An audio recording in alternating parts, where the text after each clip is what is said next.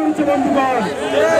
বন্ধুগণ, আমরা দেখেছি আজকে গোপালগঞ্জে যখন আমাদের সহযোদ্ধারা জুলাই বিপ্লবীরা যায়, সেখানে আবারও সেই আওয়ামী লীগ, সেই সন্ত্রাসীদের মহড়া আমরা দেখেছি বন্ধুগণ। আমরা খুবই হতাশ হয়েছি যখন রাষ্ট্রীয় প্রশাসন আমাদের বিপ্লবীদেরকে তাদের নিরাপত্তা দিতে ব্যর্থ হয়েছে।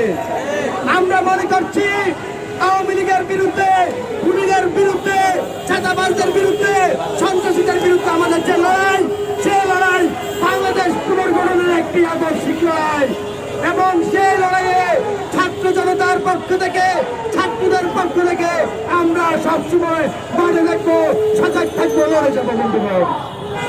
বন্ধুগণ, আমাদের যে চলমান কর্মসূচি সারা বাংলাদেশের ব্লকের আমরা ঘোষণা করেছি।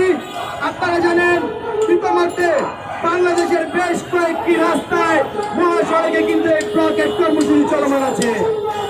আমাদের জাহাঙ্গীরনগর বিশ্ববিদ্যালয়ের সহযোগিতারা, ছাত্রবাড়ির সহযোগিতারা, উত্তরার সহযোগিতারা সহ চট্টগ্রাম সহ কুমিল্লা সহ যত জায়গায় আমরা জুলাই দেখেছি ব্লকে রয়েছে, তার বেশিরভাগ জায়গায় ব্লকের শুরু হয়েছে এবং বাকি জায়গাগুলোতে ব্লকের প্রস্তুতি চলছে।